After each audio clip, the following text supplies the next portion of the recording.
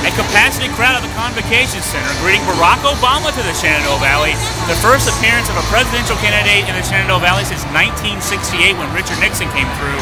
And actually several thousand people left outside waiting to get in, showing the tremendous popularity of Barack Obama here in this part of Virginia, earning 15 to 20 points ahead of traditional Democrats in the polls here in this part of the state with 1 week to go before Election Day.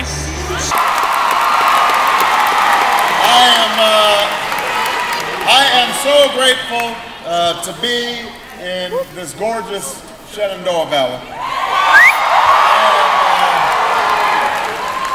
I'm so grateful to be with all the people of Harrisonburg and the valley as a whole, and here at I talked with JMU College Democrats President David McKinney about this election, and they visited Barack Obama and how energizing it could be on the JMU campus. We often hear from politicians about how this election is the most important election in our lives. I think this one really could be for a lot of people, but particularly for those young folks who are getting out there, maybe getting involved in their first presidential election. I asked David about that. More young people are going to vote in this election than have ever before. People understand that the outcome of this election is going to affect things years down the road. The mistakes of the Bush administration over the past 8 years have really put us in a bad place, and we need a president who's going to turn things around and get America on the right track, and I think Barack Obama is that choice. Barack Obama giving his closing argument speech here to the crowd at the Convo Center. Really a different speech than we heard in Richmond and Roanoke, previous appearances here in Virginia by Barack Obama, making the case that he is the candidate, the man to be the next president of the United States. That's what this election's about. That's the choice we face right now. So don't believe for a second this election's over. Don't think for a minute that power concedes anything. We're going to have to work like our future depends on it in this last week, because it does.